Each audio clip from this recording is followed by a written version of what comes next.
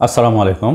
হাসিনা টুপ করে ঢুকে পড়লে আম গাছে বেঁধে বিচার করবে মানুষ, এমন মন্তব্য করেছেন এনসিপির সদস্য সচিব আক্তার হোসেন। এখন উনি বলল যে আম গাছে বেঁধে জনগণ বিচার করবে। আম গাছের কথা কেন বলল?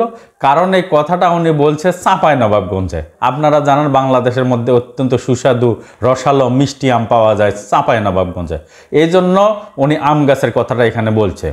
আমার কথা হচ্ছে, হাসিনার সাথে আপনাদের এতই শত্রুতা যে হাসিনা ঢুকলে টুপ করে ঢুকলে আম গাছে বেঁধে বিচার করবে মানুষ বলছেন, কিন্তু আওয়ামী লীগের অসংখ্য নেতাকর্মী এনসিপিতে বিভিন্ন জায়গায় পদ পদবি পাচ্ছে।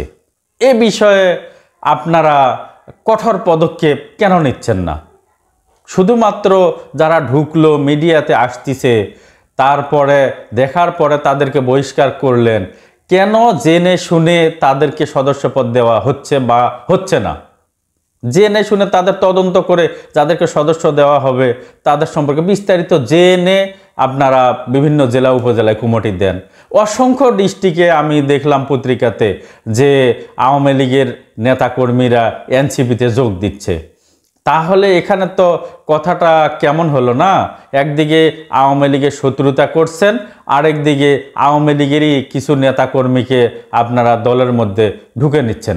আবার আপনাদেরই আরেক নেতা গতকালকে বলেছিল যে আওয়ামী লীগের নেতাদের সঙ্গে ছবি থাকতেই পারে। ছবি থাকা এক জিনিস, আর আওয়ামী লীগের কমিটিতে থাকা আরেক জিনিস। ছবি থাকলেও তাহলে বোঝা যাচ্ছে যে আওয়ামী লীগে ঢুকতে পারবে। শোনেন এনসিপির ভাইয়েরা, আপনারা তর্কের খাতিরে কথা বলে লাভ নাই, কথা বলার খাতিরে কথা বলে লাভ নাই, বাস্তবসম্মত কথা বলতে হবে। কথা হচ্ছে, হাসিনা বিচার যদি করে জনগণ কেন করবে? এটা করবে আদালত। আর হাসিনার বিচার, দৃশ্যমান বিচার কয়টা দেখা যাচ্ছে বলেন তো? আপনারা বিভিন্ন জায়গায় হাসিনা বিরোধী যেভাবে কথাবার্তা বলছেন, সেই তুলনায় কি বিচারের কোনো গতি আছে বলেন? এই যে আপনাদের বৈষম্য বিরোধী ছাত্র আন্দোলনে প্রায় 2000 স্টুডেন্টকে গুলি করে হত্যা করা হলো। 1000 বিচারকই শুরু হয়েছে, 500 বিচারকই শুরু হয়েছে, কয়টা বিচারের রায় হয়েছে বলেন?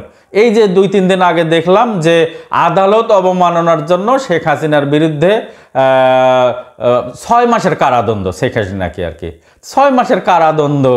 এটা আবার কি ধরনের শাস্তি? আচ্ছা যাই হোক, এটা আদালত অবমাননার শাস্তি, এটা আদালতই ভালো বোঝে, এটা ওনাদের বিষয়। কিন্তু ঘটনা হচ্ছে, এতগুলো ছাত্রকে যে হত্যা করলো তার বিচারের কি অবস্থা? আপনারা বিচার আদালতই করছে না, আর মানুষ কি বিচার করবে বলেন? বিচারের তো দায় দায়িত্ব আদালতের। আর আওয়ামী লীগকে যে এই যে ফিরে আসার বিষয়ে যত কথা বলা হচ্ছে, আচ্ছা ঠিক আছে আপনাদের কথা মানলাম, কিন্তু দেশে যদি আওয়ামী লীগের মতো অন্য কোনো দল আবার যদি আচরণ করে তাদের কি হবে বলেন? বর্তমানে আমি সবচেয়ে বড় দল বিএনপির কথাই বলছি। বিভিন্ন জায়গায় চাঁদাবাজির অভিযোগে তাদের বিভিন্ন নেতাকর্মীকে বহিষ্কার করা হচ্ছে। এই যে বিএনপি কি ক্ষমতায় গেছে? যায়নি। তাহলে তাদের কিছু নেতাকর্মীর আচরণ আওয়ামী লীগের মতো কেন হচ্ছে? আজকের পত্রিকাতে দেখলাম যে গাজীপুর মহানগর থেকে মহানগর বিএনপির 4 জন নেতাকে বহিষ্কার। তার মানে কি? মহানগর বিএনপির নেতারা অত্যন্ত জ্ঞানী, অত্যন্ত স্বচ্ছ এবং অত্যন্ত ভালো হওয়ার কথা।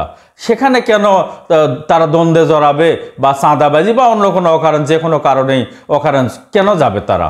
মহানগর বিএনপি মানে সে হবে অত্যন্ত বড় মাপের নেতা, মন খোলা মানুষ। তারা কোনো ধরনের অন্যায়, অপকর্ম, চাঁদাবাজিকে প্রশ্রয় দিবে না। তাহলে তাদেরকে কেন বহিষ্কার করা হলো?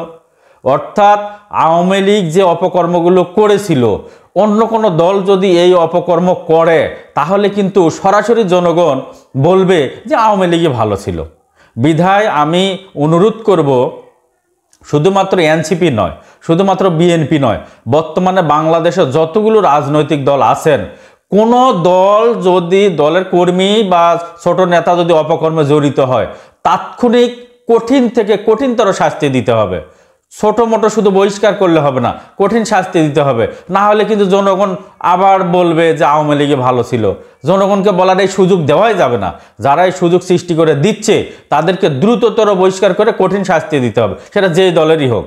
যেই দলেরই হোক অপকর্মের সঙ্গে জনগণ অপকর্ম কিন্তু মেনে নেবে না, কারণ অপকর্ম করলেই এখানে আওয়ামী লীগের কথা আসছে। কিন্তু যখনই কোথাও চাঁদাবাজি হচ্ছে আওয়ামী লীগের কথা আসছে।